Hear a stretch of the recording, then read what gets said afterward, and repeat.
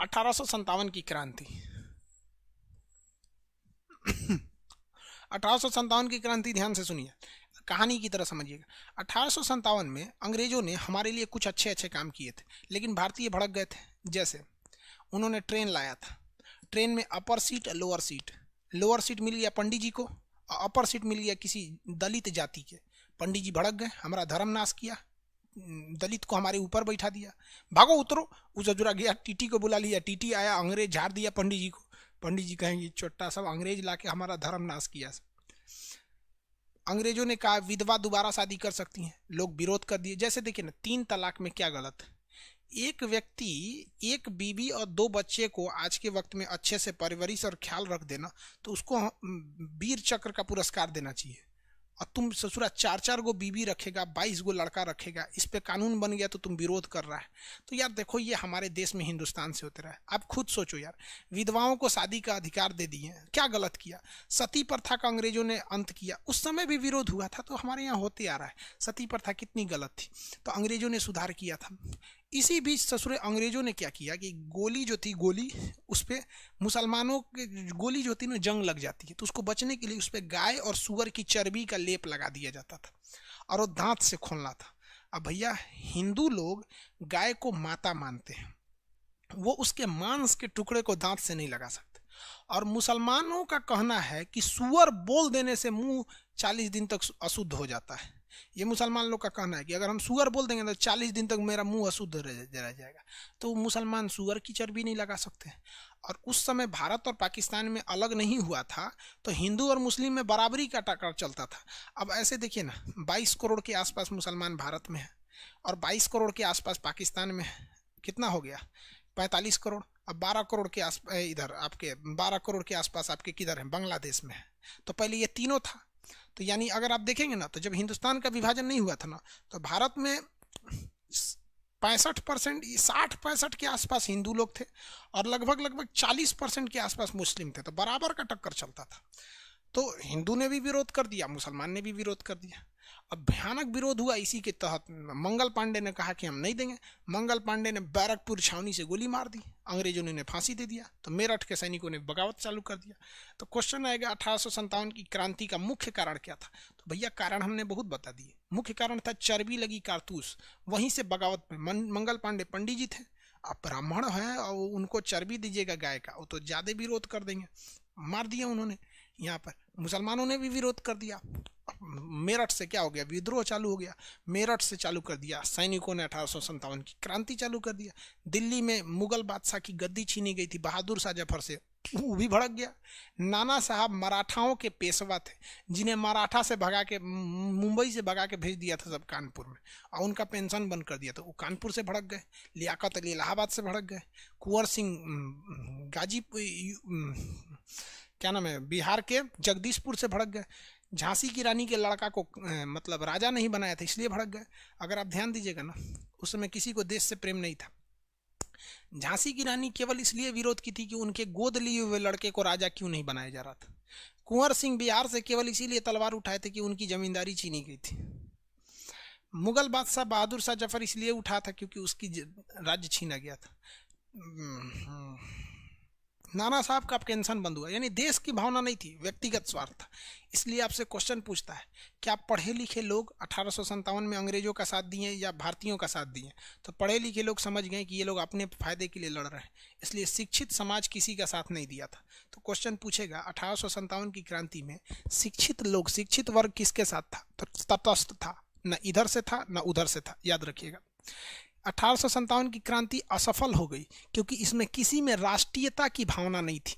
और जब राष्ट्रीयता की भावना नहीं रहेगी ना, तो आप किसी एक को लीडर बना ही नहीं सकते हो, कभी लीडर नहीं बना सकते हो, क्योंकि सबका अलग अलग स्वार्थ है, इसलिए कोई लीडर नहीं बन पाया। तो नेतृत्व का अभाव था, चूंकि किसी के अंदर राष्ट्रीयता नहीं थी, केवल व्यक्तिगत स्वार्थ था, इसलिए नेतृत्व बन भी नहीं पाता। अंग्रेजों ने इसे हार गए। यहाँ पर अंग्रेज सब भी बहुत ज़्यादा मारे गए थे। ये घटना लॉर्ड कैनिंग के वक्त हुई थी। लॉर्ड कैनिंग इतना डर गया था कि इलाहाबाद को उसने आपातकालीन केंद्र बना दिया था। तो क्वेश्चन आएगा, 1857 की क्रांति के समय इलाहाबाद को आपातकालीन केंद्र किसने बनाया था? तो केंद्र बनाया था किसने? लॉर्ड कैनिंग ने बनाया था। जब विद्रोह खत्म हुआ तो 1 नवंबर 1858 को, यानी अगले साल 1857 के बाद 1 नवंबर 1858 को महारानी विक्टोरिया जो थी वो देखी, जब उनके अंग्रेजों की लाश जब गई थी इंग्लैंड, तो देखी ससुरा लाश तो पूरा आइबे नहीं किया। भारतीय सब बहुत बुरा मारा था। हमारे यहाँ हथियार तो था नहीं, ससुरा का मार के मुंह कूच दिया था। हमारे यहाँ अगर सांप निकल जाता है ना, साले को तब तक मारते हैं लोग जब तक वो ऐठना बंद नहीं करता है, जबकि 10 मिनट पहले ही मर चुका है, लेकिन वो ऐठेगा ना, फिर मार मार मार साला भी जियता, फिर ऐठेगा ऐसे मार मार मार, अबे काट ली आँख फोड़ साला, फोटो खींच ली, एक मेहरुआ आके काट ली। बचपन में हम लोग सांप मारते थे ना, आँखियों फोड़ देते थे लोग, वैसे फोड़ दिया सब अंग्रेजों का। ससुरा लाश को पराठा बना दिया सब। महारानी कही कि ये गलत हो रहा है। महारानी ने कहा कि देखो, कंपनी ने वहाँ गलत किया, किसी की धार्मिक भावना से खेलना नहीं चाहिए, इसलिए कंपनी के शासन को अंत कर दिया जाता है। तो महारानी का घोषणा पत्र को इलाहाबाद में लॉर्ड कैनिंग ने पढ़ा था। डेट याद रखिएगा, 1 नवंबर 1858 को महारानी के घोषणा पत्र को लॉर्ड कैनिंग ने इलाहाबाद में पढ़ा था, और उसने कहा था आज से कंपनी का शासन नहीं चलेगा, आज से जो नियम इंग्लैंड से बन के आएगा वही चलेगा, और यहाँ कंपनी का गवर्नर नहीं रहेगा, इंग्लैंड की महारानी का एक एजेंट रहेगा जिसे वायसराय कहा जाएगा। जो उस समय वायसराय का ड्रेस होता था ना, आज बैंड पार्टी में पिपीड़ी वाला पहनता है। वक्त का वक्त होता है भैया, वक्त कभी गिर जाता है। जिसे आप अपने घर में फूफा जी कहते हैं ना, एक वक्त में वो घर का दामाद था जिसके घर आने से सब लोग खड़े हो जाया करते थे, और आज फूफा के आने से कोई फर्क नहीं पड़ता है। वक्त कभी किसी का गिर जाता है। आप जो शादी के लिए तलतला रहे ना, दामाद बन के जाएंगे, जिस दिन फूफा बनेंगे ना, कोई वैल्यू नहीं रहेगा, राज्यपाल हो जाएंगे। तो ये इंग्लैंड की महारानी ने वायसराय को बना दिया, और उसके बाद उसने एक आयोग का गठन किया गया जिसका नाम रखा गया पील आयोग। पील आयोग ने कहा कि सेना में सुधार की जरूरत है। सेना में देखिए, दिमाग वालों को मत रखिए। सेना में 2 लोगों का दिमाग ज्यादा है, इनको मत रखिए। एक ब्राह्मण है, इनको मत रखिए, और एक राजपूत है, इनको मत रखिए, यानी इनकी संख्या घटा दीजिए। जो बोका बोका है सब, उन सब को रखिए, जैसे पठान, हम भी पठाने हैं। कहा सब की बोका होता है, इन सब को बुद्धि नहीं होता है, इसको रखिए। सरदार, सिख लोग और गोरखा को रखिए, क्योंकि इन लोगों को मतलब नहीं कि ये लड़ किसके लिए रहे, इनको बस मतलब है कि हम लड़ेंगे। हमें बड़ा दुख होता है और बहादुरी की भी होती है। धन्य है हमारे सिख भाई पगड़ी वाले, जिन्होंने सारा गढ़ी की लड़ाई, वो अजय देवगन की मिट्टी है ना, तेरी मिट्टी में मिल जावा, यार 22 ठो सिख मिल के 10,000 अंग्रेजों को मार दिए। अरे भैया सिख लोग, आप हमारे देश में महज 6,000 अंग्रेज थे, इनको काहे नहीं मार दिए? तो हम लोग 1829 में आज़ाद हो गए रहते। 10,000 अफगानियों को मार दिया उन लोगों ने, लेकिन 6,000 अंग्रेजों को नहीं मारे, क्योंकि अंग्रेजों को पता था ये लड़ना जानते हैं, लड़ना किससे है ये नहीं जानते हैं, इसलिए इनकी संख्या घटा दीजिए। ये जो ससुरे हैं ना, ससुरे मतलब समझते हैं ना, मजाक में बोलते हैं, यार तू लोग तो कभी कभी डर लगता है कि कभी कभी धार्मिक चीज आता है ना तो डर लगने लगता है, यार कौन सी बात किसको बुरी लग जाएगी। तो उनका कहना था ये ब्राह्मण जो है और ये राजपूत हैं, ये बहादुर भी हैं सब, और पढ़ल लिखल भी है सब, ये लड़ता भी है सब, और ये भी जानता है सब लड़ना किससे। तो पील आयोग के हिसाब से क्या किया गया कि ब्राह्मण और राजपूतों की संख्या घटा दी गई और इन लोग की संख्या बढ़ा दी गई। समझ में आ गया कि नहीं आ गया? ये क्वेश्चन हमेशा पूछता है। और आप जरा दिल पे हाथ रख के पूछो कि हम वो हिंदुस्तानी कितने बहादुर थे। हमारे 20 सिख गोरखा 20 सिख जवान अंग्रेजों को भगा दिया, लेकिन भारतीयों को नहीं भगाए। दिल को तकलीफ अपने ही देते हैं यार। अंग्रेजों को पता था कि जब तक हिंदुस्तानी हिंदू रहेगा, मुसलमान रहेगा, सिख रहेगा, ये साले कभी आज़ाद नहीं होंगे। और जिस दिन ये एक हो गए ना, उस दिन ये बैंड बजा देंगे। और आपको भी कहते हैं, जिस दिन हम हिंदू मुस्लिम सिख ईसाई एक हो जाएंगे ना, उस दिन हम नेताओं की बैंड बजा देंगे। लेकिन ये नेता बजने नहीं देंगे बैंड, क्योंकि उन्हें पता है कि इन्हें लड़ाना कैसे है। किस किस जगह पे वार करेंगे तो ये लड़ेंगे, लड़ते रहेंगे आप, कोई दिक्कत नहीं। आज तो आग में घी का काम करने आ गया फेसबुक यूट्यूब। किसी एक वो लड़का को देंगे, उसे थोड़ा टीका लगा लिया, हिंदू बन गया, मुसलमान को गरिया देगा। हरा पगड़ी बांध दिया, मुसलमान बन गया, हिंदू को गरिया दिया। 5 मिनट की वीडियो 5,000 को कटवा देगा, कोई मतलब नहीं बनता। किसी को नहीं पता कि साले का आईडी किस नाम से था।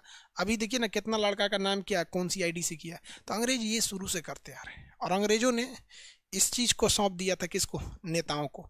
क्योंकि आप देखिए नायक मूवी में कौन कहता है, जिसमें एक दिन के लिए मुख्यमंत्री बनता है, तो अमीश पुरी कहता है ना मेरा तजुर्बा 30 साल का है, तो अनिल कपूर कहता है कि तुमसे 1 साल से लड़ते लड़ते मेरा तजुर्बा 31 साल का हो गया है। तो अंग्रेजों ने हमें 200 साल तक पूछा था, और हमारे देश के जो नेता थे सब, उनसे 50 साल से लड़ते लड़ते उनका तजुर्बा 250 साल का हो गया था।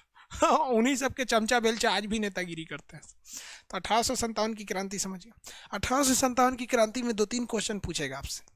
वीर कुंवर सिंह कहाँ से लड़े थे, तो जगदीशपुर से, चूंकि बिहार दरोगा का क्वेश्चन है तो जगदीशपुर से क्वेश्चन पूछ देगा।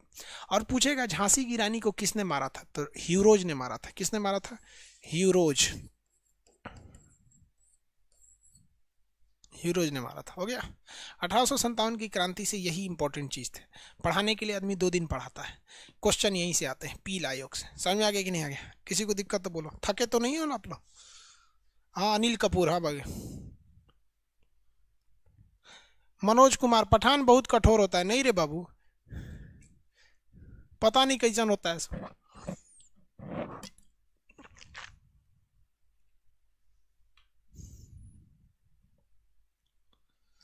सर मंगल पांडे की धरती बलिया का रहने वाला 1857 की क्रांति, गजब। मृत्युंजय यादव जी, मंगल पांडे को सत सत नमन। बलिया की भूमि को अंग्रेजों ने ही बोला था कि बलिया के लोग बगावती होते हैं, इसलिए आज भी बलिया को बागी बलिया कहा जाता है। कहा जाता है कि नहीं जी? बलिया के लोगों को कहा जाता है बागी बलिया। और आपको जान के ताज्जुब हो गया, बलिया 1946 में ही आज़ाद हो गया था। हमारे देश को आज़ादी कब मिली थी? 1947 को। बलिया वालों ने 46 में मार काट कर रद्द कर दिया। अंग्रेजों को कहा साले चोट्टा कहीं का, इधर से भाग यहाँ से। समझ आ गया कि नहीं आ गया? बहुत पहले आज़ाद हो गया। तो क्वेश्चन भी पूछता है कि स्वतंत्र सरकार कहाँ बन गई थी, तो बलिया में बन चुकी थी। जरा मार मार के रद्द कर दिया सब बलिया वाले। आज भी यूपी का बलिया और गाजीपुर जिला में तो हर आपको मोहल्ले में फौजी मिल जाएंगे सब। तो गाजीपुर और बलिया, देखिए फौज के मामले में अभी बलिया को पीछे छोड़ दिया गाजीपुर। वहाँ के बहुत सारे लोग फौज के हैं, जो आप में से जो लोग होंगे उन्हें पता होगा। चलिए 1857 की क्रांति समझ में आ गया। यहाँ से अब गांधी जी को स्टार्ट कर दे। हाँ ना बोलिए, गांधी जी को स्टार्ट करें या नहीं? मृत्युंजय यादव सही बोल रहे हैं। हाँ बाबू, बलिया के हमारे बहुत दोस्त हैं, सब साथे पढ़े हैं सब इलाहाबाद में।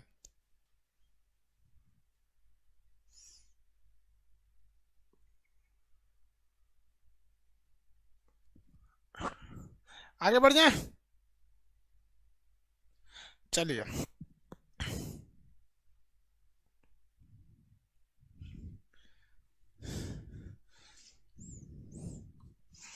गांधी जी के बारे में बता दे खटाखट। गांधी जी से जो क्वेश्चन पूछता है, गांधी जी के बाद छोटे मोटे आंदोलन बता देंगे, कोई दिक्कत यार? पढ़ाने के लिए तो बहुत ज्यादा कुछ है नहीं, लेकिन आदमी जानबूझ के लंबा कर देता है कि ताकि लड़कों को लगे कि टीचर बहुत विद्वान है। एग्जाम में आता उतना है नहीं। देखो, ये गधा को भी पता है कि 2 अक्टूबर 1869 को इनका जन्म पोरबंदर में हुआ था। इनकी माता का नाम पुतली बाई, पत्नी कस्तूरबा गांधी, मोहनदास करमचंद्र गांधी। मोहनदास पिता का नाम, करमचंद्र गांधी हो गया। यहाँ पर ये सब चीज़ें, बेसिक चीज़ें आप सब लोग को पता होगी। इनके 4 बेटे थे। दूगो का नाम लाल था, हरीलाल मनीलाल। एगो का नाम था, दूगो का नाम दास था, रामदास देवदास। हरीलाल मनीलाल रामदास देवदास, हरीलाल मनीलाल रामदास देवदास, हरीलाल मनीलाल रामदास देवदास। 4 बार बोलेंगे याद हो जाएगा, हरीलाल मनीलाल रामदास देवदास। याद हो गया। जमनालाल बजाज को ये अपने बेटा की तरह मानते थे, तो जमनालाल बजाज को इनका 5वां पुत्र कहा जाता था। अपने बेटा की तरह मानते थे जमनालाल बजाज को। समझ में आ गया कि नहीं आ गया? उन्हीं तरह होते हैं, बहुत उनको ज़्यादा मानते थे जमनालाल में। आप देखें ना, हमारे वीडियो में अक्सर आ जाता है मिश्रा जी। मिश्रा जी एक हमारा एक बहुत करीबी मित्र है, वो मिश्रा जी हैं वो। तो अक्सर हम वीडियो में बोल देते हैं मिश्रा जी। बचपन से उसके साथे आए हैं लोग, साथे खाते हैं लोग। आज वो मिल जाएगा तो कितना खींच के खा लेगा, उसमें से हम उसमें से खा लेते हैं।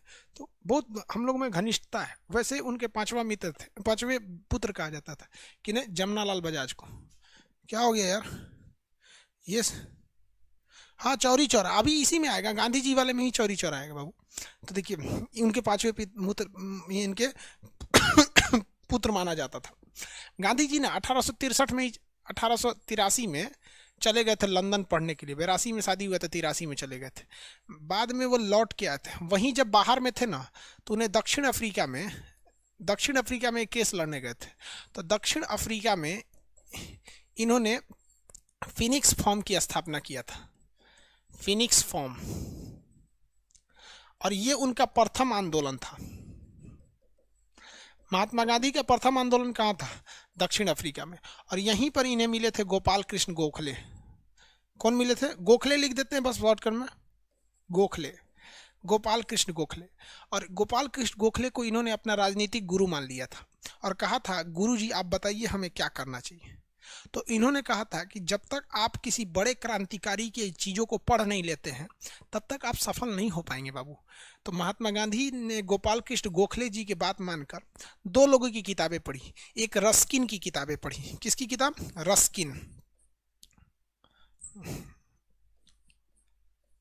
रस्किन की किताबें पढ़ी। और इससे इन्होंने सीख लिया कि भूख हड़ताल बहुत बड़ी चीज़ होती है।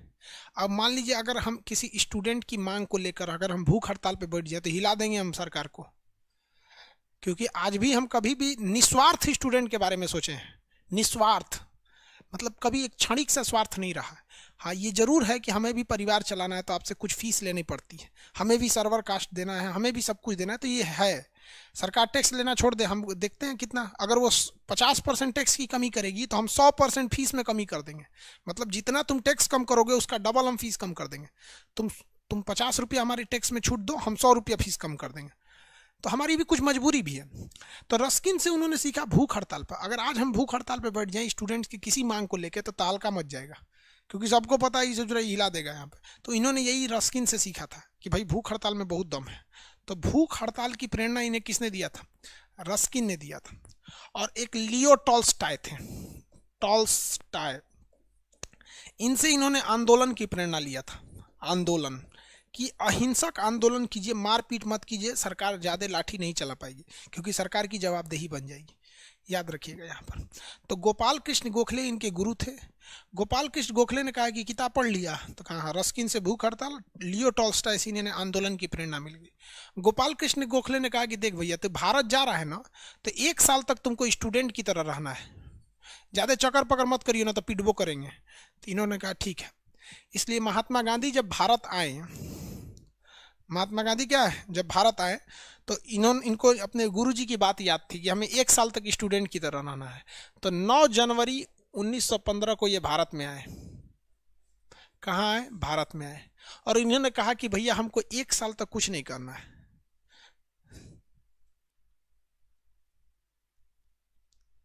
सर, महात्मा गांधी को ज्यादातर लोग गलत क्यों कहते हैं?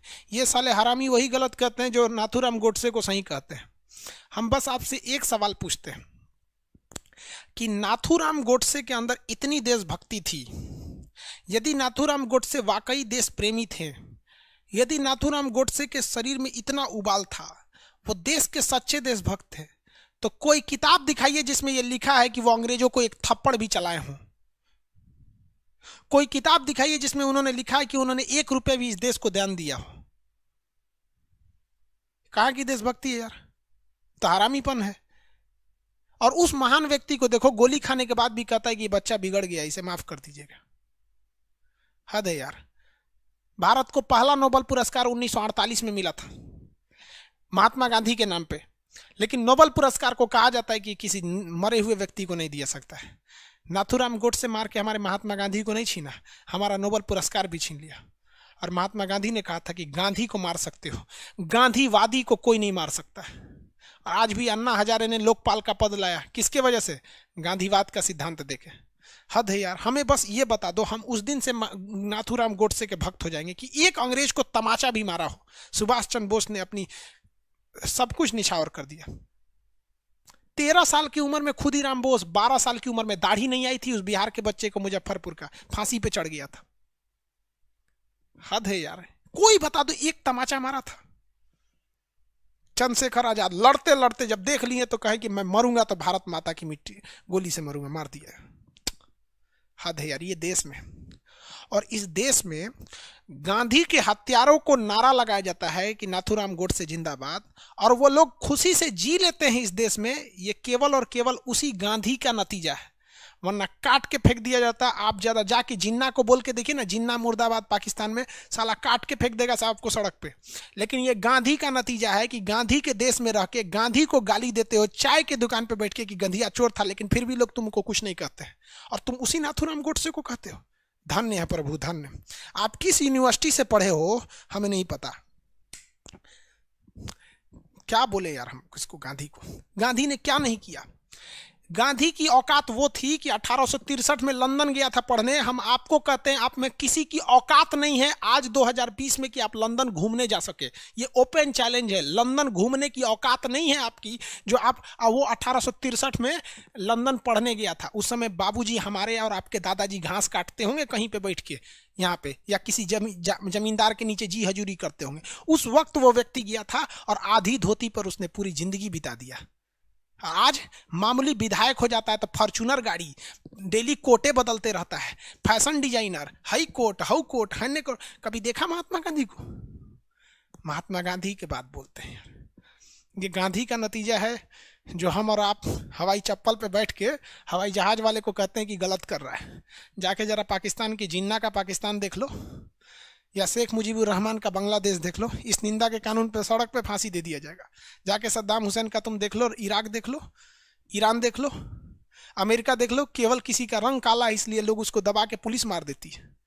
चाइना देख लो, जहां सरकार के खिलाफ एक लफ्ज बोल दोगे तो गोली मार दिया जाता है। वहां पे नाज है हमें हिंदुस्तान पर। यार फिर भी लोग क्या बोले हम गांधी को। छोड़ो यार, फाउंडेशन में बताएंगे गांधी क्या था। ये हम बस उनको कहना चाहते हैं कि ट्रक का माल टेम्पू में लोड नहीं होता है। गांधी वो था और नाथूराम टेम्पू थे, अलग बात होती है, समझे।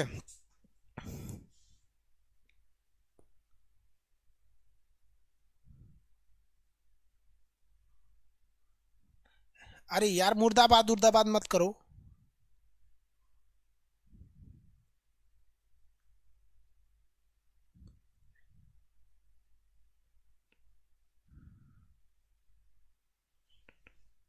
यार देखो, हम गुस्सा में अच्छे नहीं लगते हैं, हमें भी पता है, और हम पूरा कोशिश करते हैं कि हम गुस्सा ना हो।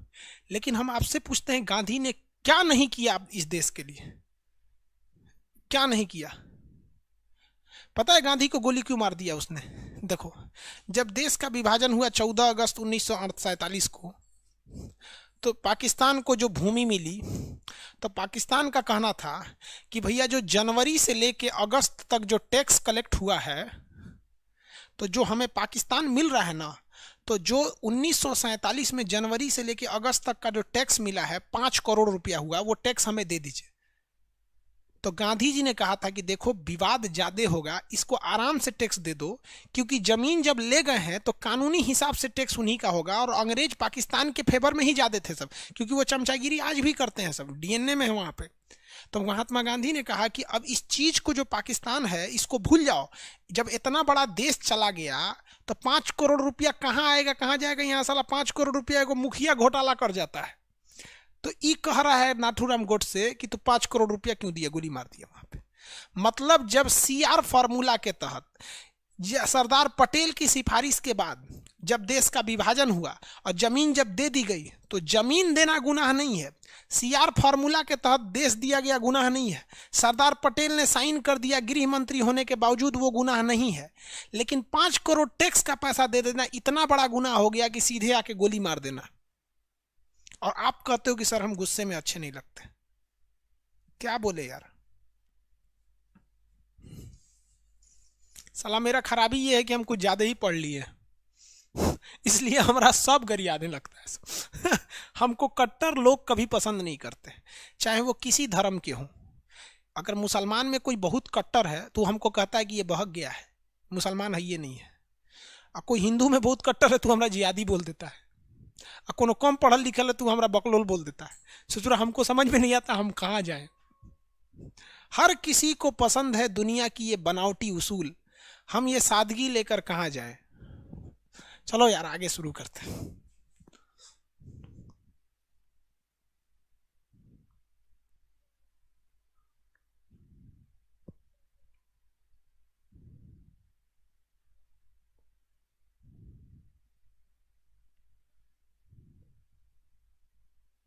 देखो, ये आप अपने घर का कानून पढ़े हैं? एक आदमी ब्रह्मचारी नाम से एक आदमी लिख रहे हैं कि जब पाकिस्तान से जब हिंदू लोग रहने आए थे तो जमा मस्जिद में रहने क्यों नहीं दिया गया था। ये आप अपने घर का इतिहास पढ़ रहे हैं। जितने भी लोग पाकिस्तान से भारत में आए थे वो लोग को पंजाब में सेना के कैंप में रखा गया था। दिल्ली का बॉर्डर और पाकिस्तान का बॉर्डर में जमीन आसमान का अंतर है। वहां से 900 किलोमीटर दूर है। जितने लोग पाकिस्तान से आए थे ना, वो सारे के सारे लोग को पंजाब में आर्मी के शेल्टर में रखा गया था। दिल्ली में नहीं भेजा गया था किसी को। आज दिल्ली में किसान नहीं जा पाता है, दिल्ली में किसी को नहीं भेजा जाता है। भैया आप अब घरे के कानून पढ़े हैं तो हम क्या करें, छोड़िए अब आप लोग। देखो यार, तो 9 जनवरी 1915 को महात्मा गांधी भारत में आ गए। आज भी 9 जनवरी को प्रवासी भारतीय दिवस मनाया जाता है कि बहुत से होनहार भारतीय जो चले गए हैं वो आ जाएंगे। और अगर भारत गलत ही है तो नोट से मूर्ति हटा देनी चाहिए, महात्मा गांधी का फोटो हटा के नोट नाथूराम गोडसे का लगा दो, है कि नहीं? यही ना है, दोनों में जो अच्छा लगा दो।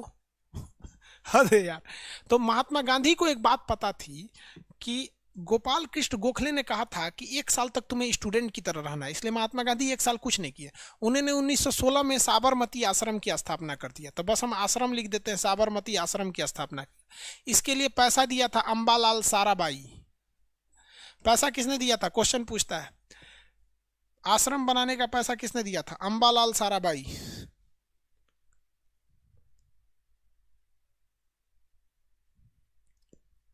अंबालाल साराभाई किसने पैसा दिया था? किसने पैसा दिया था? अंबालाल साराभाई ने। अब 1 साल बीत गया। इन्हीं 1916 में इन्होंने लखनऊ अधिवेशन में भाग लिया था। लखनऊ अधिवेशन में भाग लिया था और लखनऊ अधिवेशन में इनको एक बिहारी ने देख लिया था जिसका नाम था राजकुमार शुक्ल ने। तो राजकुमार शुक्ल ने 1917 में कहा था कि महात्मा गांधी आप आइए।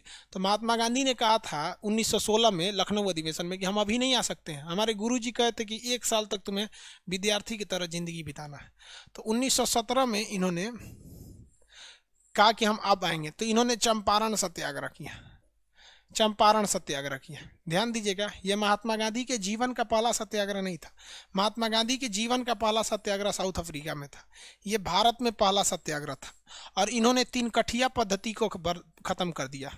3 कठिया पद्धति क्या था कि जिनका 20 कट्ठा खेत था, मतलब हर एक 20 कट्ठा खेत पर 3 कट्ठा पर नील बोना था।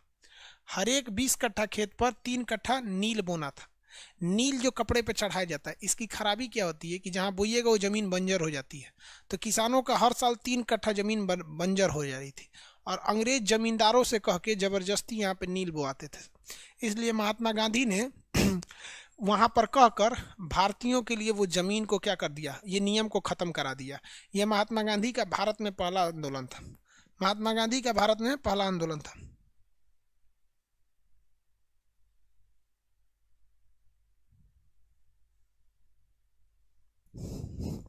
ब्रह्मचारी रक्षा मंत्री, आप कह रहे हैं कि मेरी माता Bharat, my mother is Bharat, तो कह रहे हैं कि ये तब महात्मा गांधी बाप कैसे हो गया? अरे यार, तुमको कौन समझाए कि माता का मतलब और देवता का मतलब, माता का मतलब ये नहीं होता है कि हमने जन्म दी है तभी मेरी माता है। माँ का अर्थ होता है ध्यान रखने वाली, ख्याल रखने वाली को माता कहा जाता है। गाय हमारी माता है तो क्या वो हमें जन्म दिया है? माता अर्थ होता है श्रद्धा का, माता अर्थ होता है हमें देने का, हमें कुछ देती है। गाय हमारी माता है तो थोड़ी ना हमने उनसे जन्म लिया, हम तो वो श्रद्धा से उन्हें कह रहे हैं, श्रद्धा का नाम होता है। तो ये कह रहे हैं कि जब भारत माता है तो महात्मा गांधी को बाप का है बोला जाता है। अरे यार, तुम कभी ये सोचे हो कि हम भारत गाय को माता कहते हैं, तुम हिसाब से तुम तो साला घोंचू कहेगा कि बैल को बाप का नहीं कहते। पागल है क्या तुम? ब्लॉक कर दिए उसको। पगलोलू अलग मानसिकता का व्यक्ति लग रहा था। रक्षा मंत्री लिखा था अपने आप में, ब्रह्मचारी रक्षा मंत्री। यार, माता का अर्थ होता है क्या चीज है? माता का अर्थ होता है देन, मतलब हमारा ध्यान रखने वाली। धरती माँ ही तो है, हमें वहां से पानी देती है, अनाज देती है, कोयला देती है, सोना चांदी सब तो देती है धरती माँ। तो माता का अर्थ होता है देने, हमें पालन पोषण करने वाली। ये सचुरा बोल रहा है माता की तरह। हम लोग किसी दूसरे को नहीं कहते हैं कि आप मेरी माता की तरह है, तो क्या हमारा माँ ही हो गई वो? घोंचू सब ससुरा, ब्लॉक कर दिए ओकरा हम। उसके एप्लीकेशनों से बाहर कर देने लायक, सब बकलवा है, ये मंगल से आया है यहाँ पर। गलत बात लगता है यार, ये सब चीजें नहीं। हम लोग, अच्छा ये बताओ, गाय हमारी माता तो है नहीं, वो तो श्रद्धा है ना यार, हमारी श्रद्धा है। हम लोग के यहाँ कोई बीमार पड़ता है, आज भी हमारे यहाँ लोग बीमार पड़ते हैं ना, तो सरसों का तेल खरीद के लाते हैं और गाय के माथा पे लगाते हैं और उससे कुछ खिलाते हैं लोग। ये श्रद्धा ना है यार, कि वो खाएगी तो उसे आशीर्वाद देगी तो हमारे घर का कोई आदमी बीमार ठीक हो जाएगा। कोई बहुत सीरियस होता है तो गाय के बच्चे को लोग छोड़ देते हैं, लोग थोड़ा सा कान दाग के गाय का बच्चा छोड़ दी तो उसे थोड़ा सीरियस माता आज भी नाथुराम जिंदा है। चलो ये हो गया। इसके बाद महात्मा गांधी 1818 में खेड़ा सत्याग्रह कर दिए। गुजरात में एक जगह है खेड़ा सत्याग्रह, इसको भी जीत लिया। उसके बाद 1818 में ही महात्मा गांधी ने मील मजदूर के लिए आंदोलन कर दिया। अहमदाबाद मील मजदूर के लिए आंदोलन कर दिया और यहीं पर महात्मा गांधी ने पहली बार भूख हड़ताल का प्रयोग कर लिया। अब आप बताओ भाई, महात्मा गांधी को भूख हड़ताल की प्रेरणा किससे मिली थी? रस्किन से। महात्मा गांधी को भूख हड़ताल की प्रेरणा किससे मिली थी? रस्किन से। साराबाई ने रुपए क्यों दिए थे भैया? आश्रम बनाने के लिए, महात्मा गांधी के आश्रम बनाने के लिए। हम आप ही से कहेंगे कि हमको एक अनाथ आश्रम खोलना है, पैसा दीजिएगा कि नहीं? दे दीजिएगा। अरे 10 रुपया दीजिएगा, दे दीजिएगा कि नहीं? वैसे दिया था इन्होंने।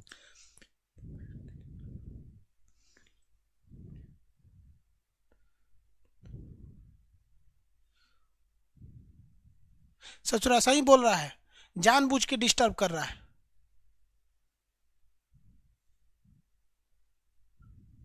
सही बोला, 11 रुपया में बकलोल आ गया है। 11 रुपये में बकलोल आ गया है। देखो, महात्मा गांधी ने पहली बार भूख हड़ताल का प्रयोग किया क्या? 1918 में। लेकिन महात्मा गांधी को यह एक चीज गलती हो गई, वो टेस्ट मैच को 2020 समझ गए। उनको लगा कि 1917 में अंग्रेजों को हरा दिए, खेड़ा सत्याग्रह में हरा दिए, मील मजदूर में हरा दिए, ये 2020 मैच है, एक काम करते हैं असहयोग आंदोलन करके अंग्रेजों को हरा देते हैं। उनको लगा नहीं कि सोच रहा टेस्ट मैच है 3 दिन चलेगा, उसे सोच रहा 2020 है। इन्होंने कह दिया भैया 1919 में इन्होंने कौन सा आंदोलन चालू किया था? 1919 में इन्होंने एक और विरोध कर दिया। इन्होंने सोचा कि और खतरनाक काम करेंगे, रॉलेट एक्ट का विरोध आया। रॉलेट एक्ट, देखो भैया, अगर आप बीपीएससी का एग्जाम देते ना तो हम इसको आपको बताते हैं रॉलेट एक्ट का मतलब। रॉलेट एक्ट अंग्रेजों ने किस लिए लाया था? तो भैया देखिए, इसमें क्या था, ये एक आतंकवाद से रोकने के लिए था। इनका कहना था ना रॉलेट एक्ट में कि किसी भी क्रांतिकारी को अंग्रेज जो हैं वो जब चाहे तब गिरफ्तार कर सकते हैं। इसे बिना अपील, बिना दलील और बिना वकील का कानून कहा गया। महात्मा गांधी ने कहा कि ये काला कानून है, इसका विरोध होना चालू हुआ इस कानून का। इस कानून के विरोध प्रदर्शन में एक घटना हो गई, जलियांवाला बाग। 13 अप्रैल 1919 को, 13 अप्रैल 1919 को क्या हो गया? जलियांवाला बाग। अब इतना डिटेल से तो जाने की जरूरत नहीं। जलियांवाला बाग में आपको पता है कि निहत्थे लोगों पे गोली चला दी गई थी। इसकी जांच के लिए हंटर आयोग का गठन किया गया। हंटर आयोग का गठन किया गया। हंटर आयोग का गठन किया गया और महात्मा गांधी ने इस घटना से दुखी होकर अपने कैसरे हिंद की उपाधि लौटा दिया। कहा कि हम तुमने हमको जो उपाधि दिया हम लौटा देते हैं। कैसरे हिंद की उपाधि लौटा दिया। और महात्मा गांधी इतने दुखी हुए कि 1920 में उन्होंने क्या चालू कर दिया? असहयोग आंदोलन। और कहा कि कोई भी व्यक्ति अंग्रेजों का सहयोग नहीं करेगा। असहयोग आंदोलन, असहयोग आंदोलन चालू कर दिया। उन्होंने कहा कि अंग्रेजों का बाल मत काटो, अंग्रेजों का नाखून मत काटो, अंग्रेजों के कपड़े मत धुलो, उनका जूता मत साफ करो, उनके दुकान से कुछ खरीदो मत। मतलब अंग्रेज जहाँ भी है उनको बाइकआउट करो। जैसे अभी कहीं बाइकआउट चाइना, तो महात्मा गांधी को लगा कि बाइकआउट कर देंगे तो अंग्रेज भाग जाएंगे सब। यही महात्मा गांधी गलती कर गए। महात्मा गांधी की ये रणनीति सफल नहीं हो पाई और महात्मा गांधी को यहाँ हार का सामना करना पड़ा। अंग्रेजों पे कोई असर नहीं पड़ रहा था, जबकि महात्मा गांधी ने कह दिया था कि तुम लोग असहयोग आंदोलन चालू करोगे ना तो 1 साल में आज़ादी मिलेगा। तो लोगों को लग गया कि 1921 में तो आज़ादी मिल ही जाएगा। आज़ादी नहीं मिला। 1922 में आगे आज़ादी नहीं मिला। अब महात्मा गांधी कहें कि ससुरा ये तो प्लान मेरा फेल हो गया, सक्सेस नहीं होगा। अब महात्मा गांधी कोई बहाना खोज रहे थे। होशियार बहुत थे महात्मा गांधी, कोई बहाना खोज रहे थे कि कौन बहाना करके हम क्या करें, ये आंदोलन को ख़त्म कर दें। जैसे मान लीजिए हम अभी पढ़ा रहे हैं, अभी खांसी उपट जाएगा तो खांसी का बहाना करके क्लास रोक देंगे। वैसे इन्होंने क्या किया, तो 5 फरवरी 1922 को चौरी चौरा एक जगह था, चौरी चौरा, गोरखपुर के पास है चौरी चौरा। वहां पर भीड़ वाले असहयोग आंदोलन कर रहे थे, अंग्रेजों भार में जाओ, भारत माता की जय कर रहे थे। तब तक पुलिस वाले उन सब पे डंडा से मारने लगे सब। तो भीड़ ज्यादा थी, पुलिस वाला उनको दौड़ा दिया। अब पुलिस वाला थाना में घुस गया और अपने आप को लॉकअप में बंद कर लिया, और अंदर आके पुलिस वाला कहता है मारो, अब मारो। अब सोचो लॉकअप बहुत मजबूत रहता है, मारो मारो। अब भारत वाला बहुत खचरा होता है सब। गांव में आदमी को देखो, ललकारना नहीं, गांव की भीड़ कुछ कर देती है। तो गांव का कोनो कहा निकल साले निकल, तो कहा नहीं निकलेंगे नहीं निकलेंगे। तो वो गौवा लग गया, तो एगो बाहर से ताला मार दिया। तो अंग्रेज अंदर से कह रहा है what are you doing, I already lock this lockup from inside. तो अंग्रेज कह रहा है आई लॉक फ्रॉम आउटसाइड। तो कहा कि इससे सुरा पगला है क्या, दोनों ओर से काहे बन गया। तब मट्टी तेल होके फेंक दिया। तब वो अंग्रेजवा CBSE बोर्ड वाला देर से समझा कि रे साला ही तो बाहरों से बंद कर दिया, ओपे से मट्टी तेल फेंक दिया और मार दिया माचिस। साला 22 आदमी, देखिए 1922 में 22 आदमी मर गया, जिंदा भूज दिया। क्या किया, जिंदा भूज दिया। अंग्रेजों को महात्मा गांधी के गुरु जो थे गोपाल कृष्ण गोखले, लियो टॉल्स्टॉय ने कहा था कि आंदोलन जब जब उग्र होगा वो आंदोलन सफल हो ही नहीं सकता है। जब जब आप उतावला होइएगा सफल नहीं हो जाएगा। आपको विश्वास न होना तो आप एक बार महाभारत देखिएगा, उससे बड़का तो युद्ध नहीं है। पूरे महाभारत में एक जगह भी आपको नहीं दिखेगा कृष्ण भगवान गुस्सा हुए, जबकि सारा लीला उन्हीं के रचल था। मार काट कराना, छल करना, जबरदस्ती सूर्यास्त करा देना, कर्ण का कवच कुंडल उतरवा देना, धोखा से द्रोणाचार्य से हथियार छुड़वा देना कि ये अस्वस्थामा हतो हता। लेकिन एक जगह भी कृष्ण भगवान गुस्सा हुए हैं? नहीं हुए। नहीं, लियो टॉल्स्टॉय ने यही कहा कि भैया अगर तू गुस्सा हुए तो आंदोलन खत्म हो जाएगा। और यहाँ गलती हो गया, चौरी चौरा में इन लोगों ने क्या कर दिया, 22 लोगों को मार दिया। अब अंग्रेजों को बहाना मिल गया, बहाना मिल गया कि रे गांधी जी थोड़ा चक्कर में सब हुआ है, ये हुआ है। लेकिन अंग्रेजों को डर था, महात्मा गांधी को गिरफ्तार नहीं किया सब। महात्मा जान रहा था वो भीड़ को गिरफ्तार करने गया था, सब अंग्रेज तो बुझा गया सब, ये मेन लीडर है, एक गिरफ्तार करेंगे तो पूरा फ्राई कर देगा। लेकिन महात्मा गांधी को गिरफ्तार नहीं किया अंग्रेज। देखिए कितना दिमाग है अंग्रेजों का, कहा कि भैया एक गिरफ्तार करेंगे ना तो पूरा हिंदुस्तान का थाना जला देगा सब, हम लोग को अभी आज़ादी देना पड़ेगा। यहाँ महात्मा गांधी से गलती हो गई, क्योंकि यहाँ भी अगर असल में महात्मा गांधी नरम दल वाले थे, गरम दल वाले थे ही नहीं। तो उन्होंने कहा कि भैया हम आंदोलन वापस लेते हैं। तो जो भीड़ कल तक अंग्रेजों से लड़ रही थी ना, वही भीड़ महात्मा गांधी के खिलाफ हो गई कि काहे वापस लेंगे। तो कह रहा नहीं, आप लोग ने गलत किया, जला दिया। कहा कि जला दिए तो कहा आपका दामाद था, कहा जला दिए हैं, सचरा मार रहा था हम लोग को लाठी चार हम मार दिए, यहाँ पे कौन ची हो गया, यहाँ पे हम आंदोलन वापस नहीं लेंगे। जवाहरलाल नेहरू ने भी कहा कि इससे जुड़ा कश्मीर के किसी गांव में अगर कोई हत्या हो जाती है, अपराध हो जाता है, तो उसका सजा आप कन्याकुमारी के किसी गांव को क्यों दीजिएगा। चौरी चौरा में हुआ है, आप चौरी चौरा में आंदोलन को स्थगित कीजिए। लेकिन गांधी जी तो होशियार, वो जान गए कि हम गलत रास्ते पे चल रहे हैं, ये रास्ता से आज़ादी नहीं मिलेगा, हम कितनों ढिढोरा पीटेंगे तो। क्योंकि अंग्रेज हमसे मजदूरी कराने, सर दबाने, कपड़ा धुलवाने थोड़ी आए थे। वो तो यहाँ से कोयला ले जाने के लिए, कपास ले जाने के लिए, गन्ना ले जाने के लिए आए थे। एकरा कैसे असहयोग कहिएगा, क्या कहिएगा कि भारत माता आप भी असहयोग आंदोलन में भाग दीजिए, गन्ना निकलबे मत कीजिए, कपास निकलबे में नहीं कीजिए। सफल नहीं हुआ, गांधी जी को बहाना मिल गया। गांधी जी कहा कि ना वापस ले लेंगे, 12 तारीख को वापस ले लिए, 1 के हफ्ते बाद। अब महात्मा गांधी को अभी भी अंग्रेज गिरफ्तार नहीं किया था सर, जानता था सर कि एक बुढ़ऊ को गिरफ्तार करेंगे ना तो कुल मिल के पूछ देगा सर, इसलिए महात्मा गांधी को नहीं गिरफ्तार किया सर। लेकिन 1 महीना बाद सब लोग गांधी जी को गरियाने लगे कि ये बुढ़वा आंदोलन वापस ले लो, रे करम जल्ला कहीं का, तू काहे वापस लिया यहाँ पे। अंग्रेजों ने देखा रे साला ये तो मजा आ गया। ये क्या हो गया कि भारतीयों ने ही महात्मा गांधी को गरियाना चालू किया, अब उठा ले अब उठा ले अब उठा ले, तो अब बुढ़ऊ को उठा लेगा सब। अंग्रेज सब 10 मार्च को महात्मा गांधी को गिरफ्तार किया सब और 6 साल का सजा सुना दिया सब। ये बताओ भैया, उस समय चौरी चौरा जब कांड हुआ था तो ये यूपी में है चौरी चौरा, और महात्मा गांधी गुजरात में थे। बावजूद इसके महात्मा गांधी को 6 साल की सजा हुआ था। महात्मा गांधी ये भी तो कह सकते थे हम थोड़ी किए हैं, 6 साल की सजा हुआ।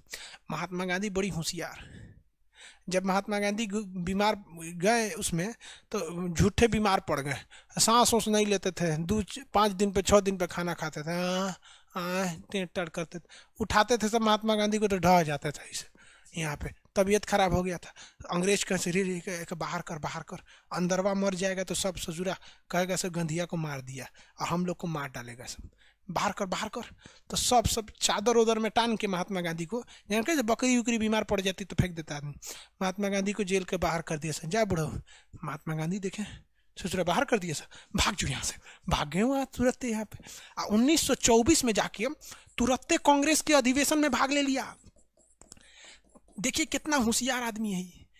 कांग्रेस अधिवेशन में जाके कर्नाटक के बेलगाम में अध्यक्ष बन गया, ताकि पूरी हिंदुस्तान में हल्ला हो गया कि बुढ़ऊ छूट गई, लो गांधी जी छूट गए, गांधी जी छूट गए, ताकि अंग्रेज दोबारा नहीं पकड़ पाएगा, क्योंकि दोबारा पकड़ेगा। मान लीजिए किसी के घर और में रुके रहते तो तुरंत कहते थे कि बुढ़वा झूठ बोल रहा है, बीमार नहीं पड़ल था, यहाँ पे खाली बहाना कर रहा था, इसे यहाँ पे लेके भाग गया सब महात्मा गांधी को। समझ आ गया कि नहीं गया? लेके भाग गया सब महात्मा गांधी को। 24 में आके कांग्रेस की अधिवेशन में आ गया। अब महात्मा गांधी ने कहा कि एक काम करते हैं, अब कोनो आंदोलन नहीं करेंगे, अभी कर देंगे तो कांड हो जाएगा, एक काम करते हैं अभी कुछ समाज सेवा कर देते हैं। तो महात्मा गांधी 6 सालों तक समाज की भलाई किया था। आपको जानकर ताज्जुब होगा कि कोरोना से भी खतरनाक बीमारी प्लेग होती है, जिसे काली मौत कहा जाता है। उस समय महात्मा गांधी बिना मास्क के, बिना पीपीई किट के, कोरोना से भी खतरनाक मरीज जिसे प्लेग कहा जाता था, उन प्लेग के मरीजों का रुई लेके घाव साफ करते थे। वो व्यक्ति जो लंदन पढ़ सकता है, आज हम आपको चैलेंज करते हैं कि बिना मास्क और बिना पीपीई किट के आप अपने रिश्तेदार का इलाज नहीं कीजिएगा।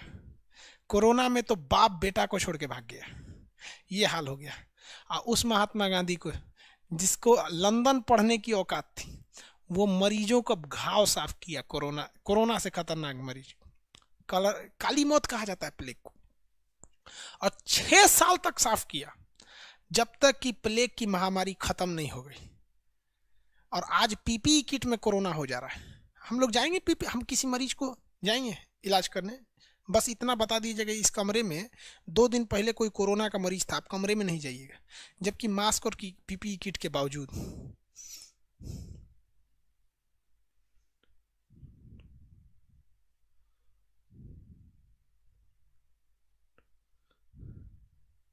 राहुल दीप जी, ठीक है, डाउनलोड ऑप्शन दे देंगे।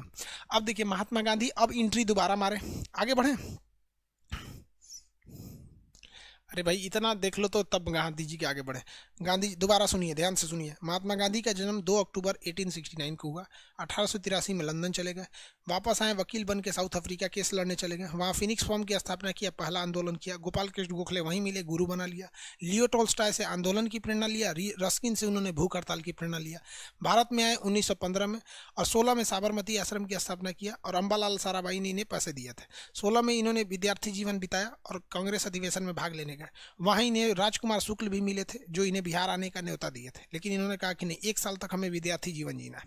उसके बाद 1917 में चंपारण 3 कठिया पद्धति बर्बाद कर दिया, मतलब 20 कट्ठा में 3 कट्ठा, इसे 3 कठिया कहा गया, नीले जमींदारों के खिलाफ। उसके बाद खेड़ा सत्याग्रह, अहमदाबाद मिल मजदूर में भूख हड़ताल कर दिया। 19 में रॉलेट एक्ट कर दिया। 19 में जब जलियांवाला बाग हो गया तो महात्मा गांधी बहुत विक्षुब्ध हो गए। 20 में असहयोग आंदोलन हुआ, लेकिन 5 फरवरी 1922 को जलियांवाला चौरी चौरा हो गया, जिस कारण महात्मा गांधी को जेल भेज दिया गया, और महात्मा गांधी ने असहयोग आंदोलन को स्थगित कर दिया। क्वेश्चन पूछेगा, असहयोग आंदोलन को स्थगित करने का कारण जलियांवाला बाग था। उसके बाद क्या हुआ, 1924 में छूटे तो कर्नाटक में बेलगाम में कांग्रेस अधिवेशन के अध्यक्ष बन गए। 24 से लेकर 30 तक यानी 6 साल तक रचनात्मक कार्य एवं समाज सेवा की भलाई की काम किया था। किसी को दिक्कत? आगे बढ़े। बिरला क्या था सर? बहुत बड़ा रईस आदमी था उस टाइम।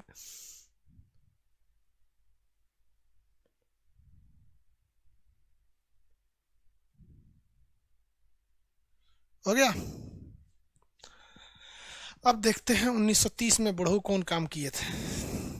बुढ़ऊ बोलते हैं, हम मजाक में बोल देते हैं यार, रिस्पेक्ट हम बहुत करते हैं उसकी। इवन सब लोग रिस्पेक्ट करते हैं, नरेंद्र मोदी भी रिस्पेक्ट करते हैं महात्मा गांधी के, पूरी दुनिया करती है। लंदन में भी उनकी मूर्ति है महात्मा गांधी की। चलिए देखिए ध्यान से क्या बता रहे हैं। 1930 में महात्मा गांधी 1930 में क्या चालू कर दिए, सविनय अवज्ञा आंदोलन। 1930 में महात्मा गांधी ने, उस समय भारत का वायसराय था लॉर्ड इरविन। इरविन को कहा कि देख बेटा, हम तुमको 12 को अपनी मांग दे रहे हैं, पूरा कर ले, न तो हम पूरा भयानक आंदोलन कर देंगे। तो इरविन ने कहा कि भाड़ में जो तेरा आंदोलन, हम नहीं मानने वाले। तो महात्मा गांधी ने कहा ना, थोड़ा सा पहले वो आया था, रीडिंग नाम था उसका, रीडिंग। उसने देखा था कि किस तरह से असहयोग आंदोलन हुआ था, थोड़ा दिखाना पड़ेगा कैसे आंदोलन होता है। तो इरविन ने भगा दिया गांधी जी को, भाग तेरा आंदोलन देखने आया है, चल निकल यहाँ से। उस समय यूट्यूब वूट्यूब था नहीं कि पहले का चीज़ देख सकते हैं। तो महात्मा गांधी ने कहा ठीक है बेटा, कोई बात नहीं। महात्मा गांधी ने 1930 में डांडी मार्च चालू कर दिया। डांडी मार्च, भैया देखो डांडी गलती लिखा गया होगा तो कोई गलत, डांडी मार्च चालू कर दिया। अब ये डांडी मार्च चालू हुआ था 12 मार्च से। कब से? 12 मार्च से,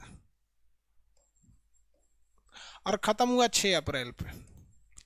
महात्मा गांधी को उम्मीद से ज्यादा भीड़ जुट गई। ये डांडी क्या था समझिए इसको। महात्मा गांधी जो थे बहुत होशियार आदमी थे। उन्होंने अपना आश्रम बनाया था साबरमती में, और नमक बनता है समुंदर के किनारे। ये नमक, ये जगह का नाम था डांडी, और ये जगह का नाम था साबरमती। यहाँ से इन्होंने 78 लोगों के साथ पैदल यात्रा चालू की थी कि हम जाके नमक बनाएंगे, और भारतीय नमक बनाएंगे, क्योंकि अंग्रेज नमक पर टैक्स ज़्यादा लेते थे। ये यहाँ गए तो इसमें 26 दिन लग गया। इस 26 दिन के दौरान महात्मा गांधी के पीछे हजारों की भीड़ लग गई, और डांडी नामक स्थान पर 20,000 लोग पहुंच गए। जो काफिला महात्मा गांधी ने महज 78 लोगों से चालू किया था, और वो काफिला यहाँ आकर डांडी नामक स्थान पर 20,000 हो गया। और महात्मा गांधी ने नमक बना के कहा कि अंग्रेजों तुम्हें टैक्स नहीं देंगे, हम अपना नमक लेंगे। महात्मा गांधी जब पीछे मुड़ के देखेंगे कहेंगे अरे बाप रे बाप, 20,000 फौज आ गई है, एक काम करते हैं, एक नया आंदोलन कर देते हैं। तो जैसे महात्मा गांधी ने 6 अप्रैल 1930 को डांडी खत्म किया ना, तो 6 अप्रैल 1930 को महात्मा गांधी ने कहा कि इन लोग को वापस काहे जाने देना है, इन लोग से एक और आंदोलन चालू करा देते हैं, सविनय अवज्ञा आंदोलन। सविनय अवज्ञा आंदोलन, सविनय अवज्ञा आंदोलन, civil defence civil disobedience movement. कहा गया कि हम भारतीय बहुत ही विनती के साथ आपका विरोध करेंगे। बहुत ही विनती के साथ क्या करेंगे? विरोध करेंगे। मतलब आप जो कहेंगे हम ठीक उसका उल्टा करेंगे, लेकिन हाथ जोड़कर विनती के साथ। अंग्रेज कहते थे नमक मत बनाओ, इस पर टैक्स है। तो भारतीयों ने कहा कि भैया हम लोग सविनय अवज्ञा आंदोलन कर रहे हैं कि अंग्रेज चाचा आप यहाँ से चल जाइए, नमकवा तो हम यहीं बनाएंगे, आप कितना पे गोली चलाएंगे, हम लोग की संख्या 20,000 है। मतलब अंग्रेजों की वाट लगा दिया उसने, किस तरह से प्रेम से, कि आप चल जाइए नहीं तो हम यही करेंगे। अंग्रेजों ने कहा भारतीय स्कूल नहीं खोल सकते हैं, भारतीयों ने जाके स्कूल खोल दिया। ढावाने आए से तो 20-30 हज़ार भारतीय आ जाते थे, भैया हम यहीं स्कूल बनाएंगे, आपको जो करना है कर लीजिए। तो इन्होंने सविनय अवज्ञा आंदोलन बुला लिया। अब देखिए कांड देखिए। इरविन तो अपने आप को बहुत होशियार समझ रहा था, गांधी जी को भगा दिया था इरविन। अब इरविनवा को पता नहीं था कि लंदन में इनका जो प्रधानमंत्री बनना है, इसका नाम है Ramsay MacDonald. Ramsay MacDonald, London में इनका प्रधानमंत्री है रैमजे मैकडोनाल्ड। इसने गोल मेज सम्मेलन बनाया था। गोल, जब भी कभी मेज गोल रहता है ना, तो सबका मुंह आमने सामने रहता है। गोल मेज इस चीज को दर्शाता है कि हम सब मिलकर डिसीजन ले रहे हैं, समझा गया, कि सबका चेहरा आमने सामने रहेगा। तो एक गोल मेज सम्मेलन बुलाया था, जिस पर हिंदुस्तान के सारे नेताओं से बात करने के लिए बुलाया था। कब बुलाया था? पहला गोल मेज सम्मेलन 1930। और रैमजे मैकडोनाल्ड ने भयंकर इंतजाम कराया था कि कांग्रेस का नेता महात्मा गांधी आएगा, क्योंकि महात्मा गांधी जो बोलते थे देश में वही हो जाता। इधर देखिए गांधी जी तांडव करके बैठल है। इरविनवा कहा गांधी जी से, ये बुढ़ऊ लंदन चल जाइए ना, गोल में सम्मेलन है, नाश्ता पानी भोज वोज सबका व्यवस्था प्रधानमंत्री मैकडोनाल्ड करैले, चल जाइए। तो गांधी कह रहा है सविनय अवज्ञा आंदोलन, इरविन चाचा हम कसम खाते हैं कि हम नहीं जाएंगे, आपको जो उखाड़ना है उखाड़ लीजिए। ये बेचारा कहा कि कोई दिक्कत नहीं। और जब उधर रैमजे मैकडोनाल्ड पूरा वीआईपी व्यवस्था, नाश्ता पानी सब कराने के लिए बैठा दिया, सब लोग यहाँ सोचा 2-3 गो आदमी गया, भीमराव अम्बेडकर गए थे, तेज बहादुर सप्रू गए थे, 2-3 आदमी गया। बेचारा मैकडोनाल्ड का तो भयानक बेइज्जती हो गया। अब खुद सोचिए ना, मोदी जी डोनाल्ड ट्रंप के लिए गुजरात में स्टेडियम सजा दे और डोनाल्ड ट्रंप में ना आए, अपनी मेहरारू को भेज दे, तो मोदी जी का तो भयंकर बेइज्जती होगा। इसी तरह बेइज्जती हो गया मैकडोनल्ड का। मैकडोनल्डवा फोन करके इरविनवा को गरियाया, रे साला चोट्टा, थोड़ा से बोले थे ना कि गांधी जी को भेजना है, काहे नहीं भेजा? तो कह रहा महाराज बकस दीजिए, हमारा नौकरी का सवाल है। वो गंधिया यहाँ आंदोलन करके बैठल है, कौन आंदोलन नया निकाला है, जो चीज बोल रहे हैं वो उल्टे कर रहा है। तो मैकडोनल्ड ने कहा कि रे चोट्टा कहीं का, केयू से करके गांधी जी को भेज। है दूसर का गोल में जन होने वाला है 1931 में, अगर इनमें गांधी नहीं गया तो तोरा नौकरी खा जाएंगे। तो बेचारा इरविनवा जो था गांधी जी को फोन किया, ए बुढ़ऊ आप कौन कौन बतिया बोले थे, लाइए हम सब मान लेते हैं, हमारा नौकरी का सवाल है, आप क्यों करके द्वितीय गोलमेज में चल जाइए। तो यहीं पर हुआ, महात्मा गांधी किस में गए? द्वितीय गोलमेज सम्मेलन में। ये 1931 का वही दौर था जब भगत सिंह को फांसी लगने वाली थी, और महात्मा गांधी पर लोगों ने दबाव बनाया कि महात्मा गांधी आप कहिए कि अगर भगत सिंह की फांसी को नहीं बख्शा जाएगा तो हम नहीं जाएंगे। महात्मा गांधी ने शर्त में लिख के दे दिया कि आप जितने भी कैदी हैं उन सारे कैदियों को आप रिहा करेंगे। इरविन ने भी मान लिया कि हम जितने भी राजनीतिक कैदी हैं सबको छोड़ देंगे। आप बाबू यहाँ ध्यान से समझिए, आप अगर यहाँ कहेंगे महात्मा गांधी से गलती हुई तो भी आप सही हैं, लेकिन अगर आप कहेंगे कि नहीं महात्मा गांधी जानबूझ के इग्नोर किया तो भी आप सही हैं, क्योंकि महात्मा गांधी ने मांगा था कि मुझे सारे कैदियों की रिहाई चाहिए, और इरविन ने कहा था कि हम जितने भी राजनीतिक कैदी हैं सबे छोड़ देंगे। राजनीति का मतलब होता अनशन करने वाला, हेन तेन वाला को छोड़ देंगे। और भगत सिंह पर तो बम फेंकने का चार्ज लगा था, वो तो राजनीतिक थी नहीं। तो कुछ इतिहासकार ये कहते हैं कि महात्मा गांधी को ये उलझा दिया अपने जाल में, जिस तरह से महाभारत में अश्वत्थामा हाथी मरा था और जाके युधिष्ठिर ने क्या बोल दिया द्रोणाचार्य से, क्योंकि युधिष्ठिर तो झूठ बोलते नहीं थे, उन्होंने कह दिया अश्वत्थामा हतो हता, तो द्रोणाचार्य को लगा कि मेरा बेटवा मर गया। जैसे वो पूछा कि हाथी की बेटा, तो उसने क्या कह दिए कि तले कृष्ण भगवान शंख बजा दिए, गचपचा गया, द्रोणाचार्य हट गए, अर्जुन जीत गए। यही कांड कर दिया था इरविनवा। इरविन ने क्या किया कि उसने कह दिया राजनीतिक कैदियों को छोड़ देंगे, और ये कह के महात्मा गांधी को भेज दिया। महात्मा गांधी चल गए द्वितीय गोलमेज में, इधर भगत सिंह का जान ले लिया। इसलिए लोगों को लगता है कि महात्मा गांधी ने जानबूझ के मरवाया, लेकिन मेरा क्या मानना है, हम इसमें गांधी जी को जिम्मेदार मानते हैं, क्योंकि एक टीचर से गलती हो जाए तो ये अपराध माना जाता है, एक स्टूडेंट से गलती हो जाए तो ये अपराध नहीं है, वो स्टूडेंट है। उसी तरह एक आम इंसान से अगर गलती हो जाए कानूनी पकड़ में तो वो गलती नहीं है। लेकिन आप लंदन से बैरिस्टरी पढ़ के आए थे, वकील बने थे, आप कौन ची का वकील थे जब आपको इतनी चुकी बात में उलझा दिया? तो यहाँ अगर महात्मा गांधी अगर 100% इफोर्ट करते तो वो द्वितीय गोलमेज सम्मेलन में जाने से पहले भगत सिंह को बचा लेते। और हम यहाँ महात्मा गांधी से कहते कि अगर हम 1930 में रहते, 1931 में, तो हम महात्मा गांधी से ये प्रस्ताव रखते कि आप भगत सिंह को छुड़ाइए और भगत सिंह को अपने साथ लेके जाइए और दिखाइए मैकडोनल्ड को कि हम गांधी के अगर अहिंसकवादी हैं तो भगत सिंह की तरह बम चलाना भी जानते हैं। ये भारत माँ ने हमारे यहाँ एक से एक वीर को भी जन्म दिया है, और ये साधु संतों की भी भूमि है यहाँ पर। लेकिन यहाँ महात्मा गांधी से ब्लंडर हुआ था, और हम, मेरे अंदर एक खराबी है, जो सही है वो सही है, भले मेरा दुश्मन भी है तो क्या हुआ, हम उनसे बोलेंगे कि सही है, और अगर गलत है तो हमारा बाबूजी भी हैं तो हम बोलेंगे गलत है।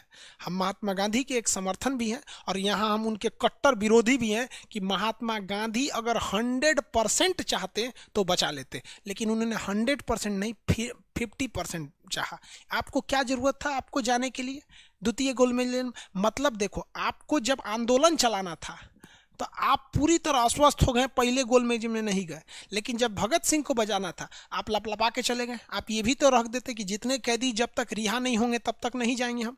और वहाँ जाने के बाद फायदा क्या हुआ? वहाँ मैकडोनल्ड ने कह दिया कि जिस तरह से मुसलमानों के लिए एक अलग एरिया दे रखे हैं जहाँ वो केवल मुसलमान चुनाव लड़ते हैं, उसी तरह दलितों के लिए अलग एरिया देंगे। तो महात्मा गांधी ने कहा कि बकलोल बनता है, तुमने जो मुसलमानों को अलग एरिया दिया है ना, एक दिन वो देश बन जाएगा। और वाकई में अलग देश पाकिस्तान बन गया कि नहीं हो गया? और महात्मा गांधी के अंग्रेज जो थे दलितों को अलग जगह देना चाहते थे, तो महात्मा गांधी ने कहा कि आज़ादी के बाद भी एगो अलग देश बन जाएगा, हम तुम्हारी बात नहीं मानेंगे। और ये वापस आ गया जब तक भगत सिंह को फांसी चढ़ा दिया गया था। तो ऐसा नहीं था कि वो लंदन में गए थे तो चमचागिरी करके आए थे, वो देश को बचा के ही आए थे, लेकिन भगत सिंह को मरता छोड़ दिया था। अगर आप इसे जिम्मेदार कहेंगे तो हम आपके साथ हैं, क्योंकि महात्मा गांधी ने भगत सिंह को बचाने का केवल 50% प्रयास किया था, 100% प्रयास नहीं किया था। समझ में आ गया कि नहीं आ गया?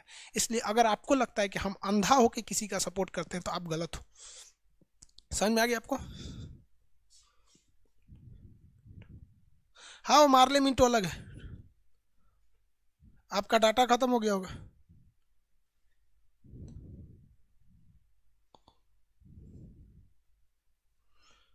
भाई बहुत देर से लाइव हो गया। उसके बाद तीसरा गोलमेज सम्मेलन कब हुआ? 1932 में। 1932 में रैमजे मैकडोनाल्ड ने आखिर में घोषणा कर दिया कि हम दलितों के लिए अलग क्षेत्र दे देंगे। तो महात्मा गांधी ने आंदोलन कर दिया और महात्मा गांधी भूख हड़ताल पे बैठ गए। तब अंबेडकर और महात्मा गांधी के बीच में 1932 में एक समझौता हुआ, 24 सितंबर 1932 को, जिन्हें पूना समझौता कहते हैं, पूना पैक्ट कहते हैं। इसमें महात्मा गांधी ने कहा कि देखो, दलितों के लिए तुम अलग क्षेत्र मत मांगो, हाँ आरक्षण मांग लो, क्षेत्र मत मांगो। तो अंबेडकर जी इस पर रेडी हो गए थे कि हाँ, हमें दलितों के लिए अलग क्षेत्र नहीं चाहिए, लेकिन आरक्षण चाहिए, जो आज भी चला आ रहा है। समझ में आ गया कि नहीं आ गया? तो ये पूना पैक्ट हो गया महात्मा गांधी का। इसके बाद महात्मा गांधी ने हरिजन सेवक संघ की स्थापना कर दिया था। हरिजन सेवक संघ के बाद अगला महात्मा गांधी का जो रोल था वो व्यक्तिगत सत्याग्रह था। उन्होंने कहा कि हम अकेले आंदोलन करेंगे ना तो हमारा मरवा देगा सब और आंदोलन खत्म हो जाएगा, इसलिए हर व्यक्ति आगे आए और व्यक्तिगत सत्याग्रह करे। तो महात्मा गांधी ने व्यक्तिगत सत्याग्रह किया। इसे दिल्ली चलो आंदोलन भी कहते हैं। किस आंदोलन को दिल्ली चलो आंदोलन कहते हैं? व्यक्तिगत सत्याग्रह को, कि हर व्यक्ति को आंदोलन करना पड़ेगा। इसमें पहले सत्याग्रही जवाहरलाल नेहरू और दूसरे सत्याग्रही विनोबा भावे थे। क्वेश्चन इससे दो पूछता है, व्यक्तिगत सत्याग्रह किसने चालू किया? महात्मा गांधी ने। किस सत्याग्रह को दिल्ली चलो आंदोलन कहते हैं? व्यक्तिगत सत्याग्रह को। किसे? व्यक्तिगत सत्याग्रह को। इसके पहले सत्याग्रही कौन थे? जवाहरलाल नेहरू।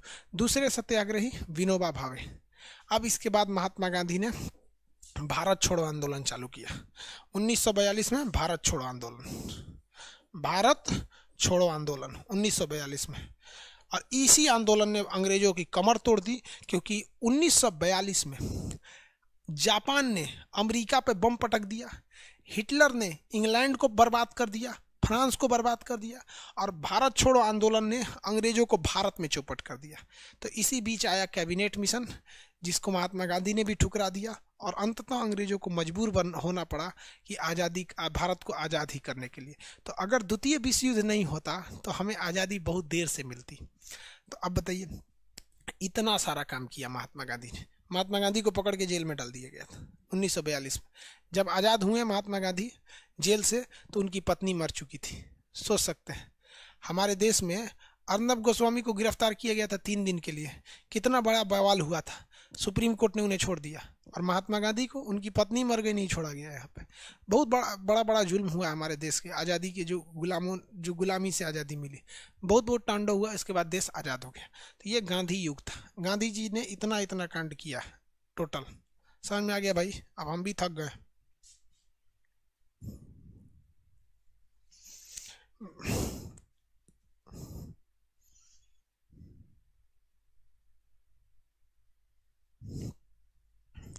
अब थक गए हम भी। अब ये पढ़ लिए, देखिए अब आप टेंशन फ्री सुनिए ध्यान से। एग्जाम में क्या करना है इसको हटा देते हैं। एग्जाम में आपको क्या करना है, टेंशन फ्री जाइएगा। सबसे पहले इत्मीनान से आप इतना समझिए, आपको पूरा में पूरा क्वेश्चन नहीं बनाना है, आपको टॉप तो करना नहीं है, पूरा का पूरा क्वेश्चन नहीं बनाना है। जो क्वेश्चन सबसे पहले इजी हो, जो एकदम इजी हो, इसे बनाना है, चाहे वो जिस भी सब्जेक्ट का हो, इसे बनाना है। उसके बाद मीडियम को बनाना है। सबसे पहले इजी, उसके बाद मीडियम। हार्ड पे नो वर्क। इस पे वर्क करेंगे तो बर्बाद हो जाएंगे, इसलिए इस पे वर्क नहीं करना है। आपको यही रिजल्ट दिलाता है। इवन आपको देखिए रिजल्ट कैसे होता है। एक क्वेश्चन होता है इजी, एक होता है मीडियम, एक होता है हार्ड।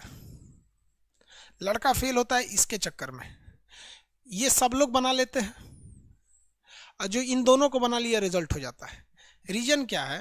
किसी भी एग्जाम में आप देखेंगे तो 40% क्वेश्चन इजी होते हैं, 40% क्वेश्चन मीडियम लेवल के होते हैं, 20% हार्ड होते हैं, 100% होता है। आप अगर इन दोनों को लेके चलते हैं ना तो 80% यही होता है। किसी भी एग्जाम के प्री को पास करने के लिए आपके पास 65% नंबर है, आप जीत जाएंगे, उस एग्जाम को पास कर जाएंगे। 65% चाहिए आपके पास, 65 से 70 बहुत हो गया। तो आपको हार्ड वाले पे नहीं जाना है, हार्ड वाले पे आप तुक्का का प्रयोग कर सकते हैं। रीजन क्या है कि तुक्का में माइनस मार्किंग बहुत कम के बराबर होता है, 1/3, तो ज़्यादा नहीं होता है। लेकिन इसे सॉल्व करने की कोशिश करके अगर फंसिएगा तो फिर ये आपकी बेवकूफ़ी है। आप इन दोनों को सिक्योर कर लेंगे तो आसान हो जाएगा, पहला चीज। दूसरा, जैसे जैसे आपका टिक लगाते जाएंगे ओएमआर बढ़ते जाएगा, उसको भरते जाइएगा। जैसे मान लीजिए आपने कोई पेपर खोला, इस साइड इंग्लिश होगा, इस साइड हिंदी होगा, इधर 7 से 8 क्वेश्चन एक साइड में रहते हैं, 6 क्वेश्चन में 8 क्वेश्चन जो भी रहा। जब ये पेज सॉल्व कर लेंगे तो इसमें जितना सही किए हैं उसको एक बार लगा लीजिएगा कि इस पेज में मान लीजिए 8 क्वेश्चन है और आपने 5 को आंसर पता है, 5 को टिक लगा दी, ओएमआर लेके 5 को रंग लीजिएगा या टिक कर लेंगे। या ऑनलाइन जो ऑनलाइन वाली एग्जाम होते हैं उसमें जो पढ़ लिए हैं उसको टिक करते जाते। कुछ लड़के क्या करते हैं, एक ही बार पूरा टिक मार लेते हैं, लास्ट में बैठ के रंगते हैं, उनके ऊपर एक एक्स्ट्रा प्रेशर रहता है। लास्ट में कभी वो रंगने के बाद भी छूट जाता है उन लोग का, कभी कुछ होता है। ये सब नहीं करिएगा, दिमाग से प्रेशर हटाइएगा। और कोई भी एग्जाम में ना बाबू, पीटी को पास करने के लिए 60% कट ऑफ बहुत है, आपके पास 80% हार्ड और मीडियम और इजी क्वेश्चन रहते हैं। इत्मीनान से जाइए, आराम से सुबह उठिए, अच्छे से एडमिट कार्ड वगैरह रखिए। आप सबके लिए मेरा आशीर्वाद है, आप अच्छे से एग्जाम दीजिए। सबको मेरा दिल से आशीर्वाद, आप लोग को सरस्वती में अच्छे से एग्जाम दिलाएं, सब लोग को कट ऑफ पार कराएं और जल्दी से जल्दी मेंस वगैरह सब। देखिए पीटी मेंस जिसकी भी बात करते हैं आप देखिए ध्यान से, 65% कट ऑफ ही रहता है यार। यूपीएससी में तो 50% होता है। पीटी मेंस हम सब की बात कर रहे हैं, किसी एक की बात नहीं कर रहे हैं। ये हर जगह यही फॉर्मूला अलाउ होता है। लड़का कहाँ बर्बाद होता है पता है, इसमें। वो अपने आप को चाणक्य का बाप समझने लगता है, इसलिए वो गड़बड़ कर जाता है। ठीक है, हाँ भाऊ, पीटी मेंस दोनों की बात कर रहे हैं हम, किसी एक की बात नहीं कर रहे हैं। अच्छा आप ही बताओ भाऊ, आप ही बताओ, अगर क्या 65% से ज्यादा कट ऑफ जाएगा मेंस में? इससे ज्यादा जाता है? हिस्ट्री उठा के देख लो, पूरा पुराना का रिकॉर्ड, पीटी या मेंस। कभी कभी टंग स्लिप हो जाता है यार, इतना कंटिन्यू पढ़ाने के बाद अब दिमाग का कंसंट्रेशन थोड़ा सा बिगड़ जाता है, इसलिए पीटी के जगह मेंस की जगह पीटी बोल दी। इतना ही आता है, इससे ज्यादा आ जाएगा। यूपीएससी में 50% होता है, यही रहता है।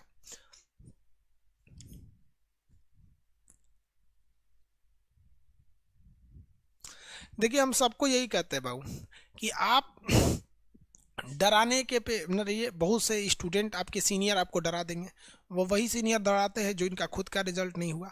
आप किसी भी एग्जाम को देख लो, इसी में सक्सेस होते हो। समझ में आ गया? हम आपको तो कहते हैं ना कि यूपीएससी में भी तुक्का चलता है, उसके भी तरीके होते हैं। यूपीएससी उसी एग्जाम उसी लड़के का हो सकता है ना जिसने फिक्स कर लिया है कि हमें ये चीज़ नहीं पढ़ना है, उसका भी यूपीएससी हो जाएगा, आईएएस भी हो जाएगा उसका। लेकिन उसी लड़के का आईएएस कभी नहीं हो सकता है जो साला ये सोच ले कि हमको सब पढ़ना है, कहीं से नहीं छोड़ना है। उसको कभी नहीं हो सकता। लिख के रख लो कि वो इंसान कभी यूपीएससी या पीसीएस का एग्जाम, चाहे वो बिहार पीसीएस हो या जेपीएससी हो या मध्य प्रदेश, कभी नहीं निकाल सकता वो पीसीएस का भी एग्जाम। जिसने ये सोच लिया हमें सब पढ़ना, हमें नहीं पढ़ना है, हमको नहीं पढ़ना है ये चीज, बस आपका रिजल्ट होगा। रीजन क्या है यार कि 20% के चक्कर में हम अपना 80% क्यों गंवाएंगे? और आपको एक जान के ताज्जुब होगा, ये 20% है ना, इसमें अगर आप तुक्का मारिएगा तो कम से कम 5% सही हो जाएगा। बिना पढ़े भी अगर तुक्का मारेंगे 5 इसमें तो सही हो जाएगा, क्योंकि आप प्रोबेबिलिटी निकालिए ना, 4 ऑप्शन रहता है ना, 4 ऑप्शन, तो 4 ऑप्शन में प्रोबेबिलिटी 1/3 की होती है, 5% तो ऐसे ही सही हो जाएगा। हाँ, हम ये कहते हैं कि आप 80 में 80 थोड़ी % सही कर पाएंगे। अच्छे से पढ़िएगा, इसमें कम से कम आपको इसमें 60% तो सही करना ही चाहिए। 60% यहाँ से ले लेंगे, 5% तुक्का से ले लेते हैं, हो जाता है।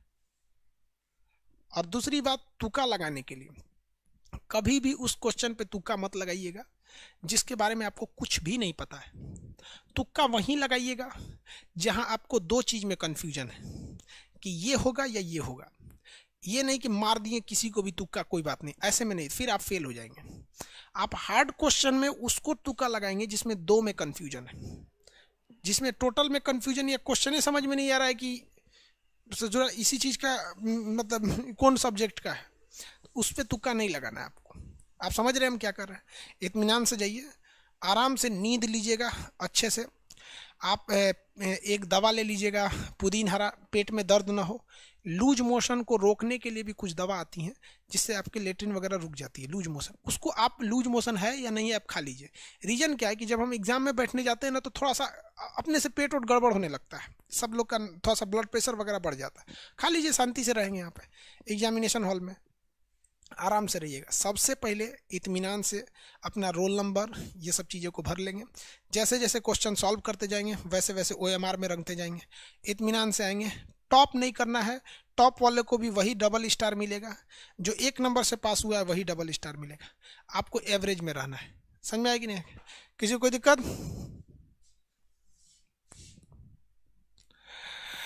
चलिए बाबू, अब हम भी थक गए। सब लोग को मेरा आशीर्वाद, आप सब लोग को अच्छे से रहिए, अच्छे से रिजल्ट दीजिए और जल्दी जल्दी नौकरी लेके आइए। ठीक है, इत्मीनान से पढ़िएगा आप लोग। बाकी जो कुछ पढ़े हुए हैं उसको थोड़ा बहुत रिवाइज करके सो जाइए, ज़्यादा मत पढ़िए। अब नया कुछ मत पढ़िएगा, एकदम अच्छे से जो जो रिवाइज कर लिया उसको। किसी को कोई दिक्कत नहीं, इसको एक्सपेंड कर देंगे, इसको इस बैच को कुछ दिन आगे तक यहाँ पर। ठीक है, आप लोग के लिए गुड नाइट, जय हिंद। आप सब लोग को बेस्ट ऑफ लक, भगवान आपको अच्छे से करे। अगर तुक्का लगाए तो मेरी दुआ है, अनाथ आश्रम के बच्चों के लिए भी दुआ है।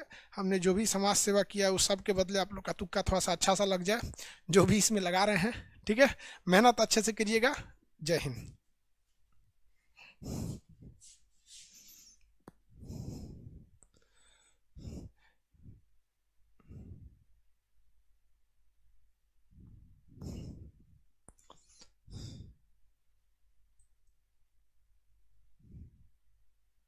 सब लोगों को लव यू बाबू, सब लोग को।